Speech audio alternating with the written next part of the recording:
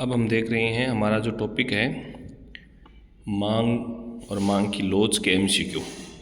तो ऐसी वस्तुएं जो एक साथ उपयोग में लाई जाती है उसे क्या कहते हैं? अभी एक साथ यूज में ली जाती है वो है पूरक। निम्नलिखित दशाओं में से निम्न में से किस में से मांग का नियम लागू नहीं होता? किस पर नहीं होता है? अभी आय, फैशन, रुचि, घटक में परिवर्तन की फिर अनिवार्य वस्तु उपयोग सभी पर मांग का नियम लागू नहीं होता है। जब किसी एक वस्तु की कीमत बढ़ने पर दूसरी वस्तु की मांग बढ़ जाती है तो इन वस्तुओं के बीच जो संबंध होता है वो कौन सा होता है? स्थापन वस्तुओं का होता है, क्योंकि दो वस्तु है ना, इसलिए मांग के नियम में यदि वस्तु की कीमत P और वस्तु की मांग की मात्रा Q माना जाए तो दोनों के मध्य कौन सा संबंध होगा? तो दोनों के संबंध कौन सा होगा? व्युत्क्रमानुपाती होगा भी। और कौन सा होगा? D number. गणितीय भाषा के अनुसार मांग के नियम में वस्तु का मूल्य क्या होता है? भी स्वतंत्र चर होता है। कौन सा होता है? स्वतंत्र चर माना जाता है। मांग के नियम के अनुसार वस्तु के मूल्य तथा मांगी मात्रा का मांग वक्र का ढाल कैसा होता है? ऋणात्मक। हमेशा ही क्या होता है? ऋणात्मक होता है। मांग का नियम ऋणात्मक होता है, ऊपर बाएं से नीचे दाएं की ओर गिरता हुआ होता है। निम्नलिखित में से कौन सा घटक मांग को प्रभावित करता है? जनसंख्या की मात्रा, आय का वितरण, संबंधी वस्तु की कीमत उपयोग सभी प्रभावित करते हैं। निम्नलिखित में से कौन सा सही नहीं है? आडी मांग अन्य वस्तु कीमत में परिवर्तन होने के फलस्वरूप उत्पन्न होती है। सही है। मांग के संकोचन का और विस्तार से मांग वक्र क्या होता है? अपरिवर्तित रहता है। ये भी बात सही है। गिफिन वस्तुओं के मूल्य में कमी होने पर मांग में वृद्धि नहीं होती है, कमी होती है। अभी तो ये गलत है। प्रतिस्थापन प्रतियोगी वस्तुओं का मांग वक्र ढाल क्या होता है? धनात्मक। ये सही है, तो ये गलत है, सी नंबर। अब इनको मैच करना है अभी, तो मैच कैसे करना है? अभी ए में आपका 2 पूरक वस्तुएं कौन सी होती है? कार और पेट्रोल। प्रतिस्थापन वस्तुएं कौन सी है? Limca, Pepsi, Cola. गिफिन वस्तुएं कौन सी हैं? सी में चावल और ब्रेड। किसी भी वस्तु की समग्र मांग और उसके विभिन्न निर्धारक तत्वों के बीच संबंध को व्यक्त करते हैं, वो कौन सा होता है? किसी भी वस्तु की समग्र मांग और उसके विभिन्न निर्धारक तत्वों के बीच संबंध व्यक्त करते हैं, वो कौन सी होती है? बाजार मांग होती है। एक व्यक्ति की होती है व्यक्तिगत। निम्नलिखित में से मांग में वृद्धि का कारण नहीं है। कौन सा नहीं? पूरक वस्तु की कीमत में वृद्धि, ये नहीं है। उपभोक्ता की आय में वृद्धि, प्रतिस्थापन, ये तो है, लेकिन कौन सा नहीं है? पूरक वस्तु वाला नहीं है। मांग रेखा के बाएं से दाएं नीचे की ओर गिरने का क्या कारण होता है?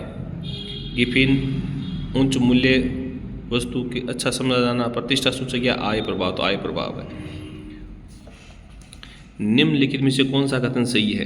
कौन सा सही है? गिफिन वस्तुओं की कीमत प्रभाव धनात्मक होता है और उत्पत्ति के साधन की मांग व्युत्पन्न मांग कहलाती है। मांग का नियम गुणात्मक कथन है। तो कौन सी सही है? भी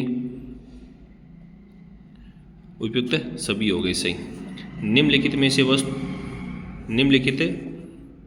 वस्तुओं में से किन वस्तुओं का मांग वक्र बाएं से नीचे दाएं की ओर झुका हुआ होता है? तो वो है सामान्य वस्तुओं का।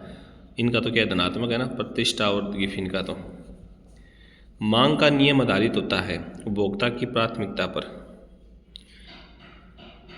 किसी वस्तु की कीमत 10 से बढ़कर 11 हो जाए और वस्तु की मांगी गई इकाई 50 से घटकर 45 हो जाए तो उसे वस्तु की मांगी लॉज ज्ञात करो। तो लॉज ज्ञात करना तरीकों कितना बढ़ गया अभी? तो बढ़ गई 5 बट्टा, पहले परसेंटेज ज्ञात करो अभी। तो वैसे ही ज्ञात कर सकते सूत्र। मात्रा में वृद्धि कितनी होगी? कितनी हुई? अभी 5 को डिफरेंस आ गया और बट्टा में एम चेंज की तो है 1 को, इनटू मूल कीमत कितनी है? 10 और मूल आ कितनी है? 50। हल कर लो 81। तो 81 लॉजदार मांग हो सी उत्तर। उसके बाद अगला जो है ऐसे हल करना है आपको। मांग की आडी लॉज धनात्मक तत्व होगी जब दोनों वस्तुएं एक दूसरे क्या हो स्थापन होगी, तब क्या होगी? धनात्मक। मांग की कीमत लॉज मापने की विधि कौन सी है? कुल व्यय, बिंदु, प्रतिशत। सही है, भी सभी है। वस्तु x जिसकी मांग बेलोच है, यदि कीमत में वृद्धि के फलस्वरूप वस्तु x के उपभोक्ता के कुल व्यय पर क्या प्रभाव होगा? बढ़ेगा। क्या होगा अभी? कुल व्यय बढ़ जाएगा। अब ये जो मांग वक्र दिया गया है ये कौन सा है भी, इसका ढाल शून्य है, लोच क्या है, अनंत है, पूर्णतः लोचदार मांग वक्र का है।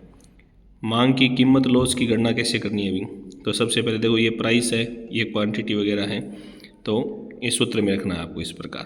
कैसे भी, पी का मतलब प्रारंभिक प्राइस कितनी है 10, क्यू का मतलब क्वांटिटी कितनी है 1000, इन दोनों में चेंज लेना है, क्वांटिटी में चेंज कितना होगा 500, प्राइस में चेंज कितना होगा 2 रुपये का, और इस प्रकार यह लिखना है। तो उत्तर की राशि 2.5, और लोच हमेशा माइनस में होती है। मार्शल के अनुसार मांग की मूल्य लोच उस समय इकाई के बराबर होगी जब वस्तु के मूल्य में वृद्धि या कमी होने पर कुल व्यय की मात्रा क्या हो, स्थिर हो, जब बराबर हो सी। गिफिन वस्तुओं के लिए मांग की लोच कौन सी होती है, धनात्मक।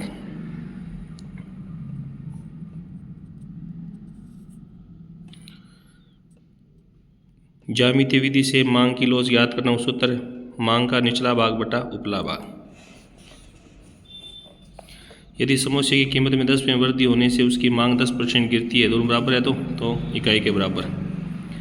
अब वो दे रखे पी ऊपर लोच बिंदु है, वो क्या उसी अधिक लोचदार हो उसी भी। मांग की लोच का प्रतिपादन किसके द्वारा किया गया, प्रोफेसर मार्शल के द्वारा। यदि किसी वस्तु का मूल्य 20 और उसकी मांग 50, मूल्य घटकर 10 और मांग बढ़ गई 100, तो सूत्र में रखना अभी। तो क्वांटिटी में चेंज कितना आ गयो, मात्रा 50 कितनी होगी 100, तो 50 आ गयो, मूल कितनी है 50, प्राइस मूल कितनी है भी 20, चेंज कितना आ गयो 10, फिर उत्तर की राशि 2, यहाँ रख छोरी। यदि किसी वस्तु की कीमत में अति सूक्ष्म परिवर्तन के कारण मांगी जाने वाली मात्रा में बहुत अधिक परिवर्तन को देखा जा सकता है, ऐसी लोच कौन सी होती है, पूर्णतः लोचदार। यदि मांग की लोच पूर्णतः बेलोच है तो इसे किस प्रकार प्रदर्शित करते हैं, बेलोच को जोड़ के वह लोच के 0। पूर्णतः बेलोचदार वस्तुओं का मांग वक्र कैसा होता है भी, पूर्णतः बेलोच को वह y अक्ष का समांतर। मांग की कीमत लोच को गुणांक के वह भी धनात्मक केवल ऋणात्मक है। मांग की लोच हमेशा केवल ऋणात्मक चिन्ह कौन लिखी जाएगी, हमेशा केवल माइनस है। सापेक्ष लोचदार मांग का उदाहरण है विलासिता की वस्तु वाली जेबी। मांग की लोच कितने प्रकार की होती है, तीन प्रकार की, या 3 प्रकार की लोच होगी। मांग की लोच के गुणात्मक को मापने वो सूत्र की है भी, वही तो है change in quantity change in price, मूल प्राइस बटा मूल क्वांटिटी, वो सूत्र होगी भी। निम्नलिखित में से मांग के वास्तविक लोच किसे कहा जाता है, कीमत लोच ने केवल वास्तविक लोच बोला भी। मांग का नियम अवधारणा, जबकि मांग की लोच, मांग का जो नियम है वो तो है गुणात्मक, लेकिन लोच है बाकी मात्रात्मक या परिमाणात्मक। मात्रात्मक एक आयताकार अति प्रबल है यानी रेक्टेंगल हाइपरगोला मांग वक्र सभी बिंदुओं पर मांग की लोच क्या होती है भी, इकाई का बराबर हुआ है।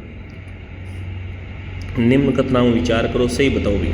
मांग की लोच ऊंची लोच कीमतों के लिए अधिक होती है, मध्यम कीमतों के लिए मध्यम, और जैसे जैसे कीमत घटती है वैसे वैसे मांग की लोच घटती है। किंतु यदि कीमत उतनी गिरे कि तृप्ति की सीमा आ जाए तो पूर्णतः बेलोचदार हो जाती है। तो अब बात भी सही है, मांग लोचपूर्ण होगी जब कीमत में छोटा या थोड़ा परिवर्तन मांग में बड़ा परिवर्तन कहलाता है, दोनों सही। मांग पूर्वानुमान के संबंध में कौन सा कथन सही है, इसमें संभावित मांग, बिक्री की मात्रा और मूल्य का अनुमान लगाया जाता है। पूर्वानुमान का प्रमुख उत्तरदायित्व विक्रय संचालक या प्रबंधक का होता है, तो दोनों ही बातें सही है। मांग पूर्वानुमान के निर्धारक घटक कौन सी है अभी, वस्तुओं का वर्गीकरण, बाजार में वस्तु स्थिति, अवधि, उपयुक्त सभी, तो सही हो गया। निम्नलिखित में से कौन सी विधि मांग पूर्वानुमान से संबंधित है, तो उपभोक्ता के दृष्टिकोण का सर्वेक्षण है, रेखा चित्रीय विधि है, उपनति सर्वेक्षण, उपयुक्त सभी सही विधि है। ऐसा ही है उपभोक्ता पूर्वानुमान विधि है भी।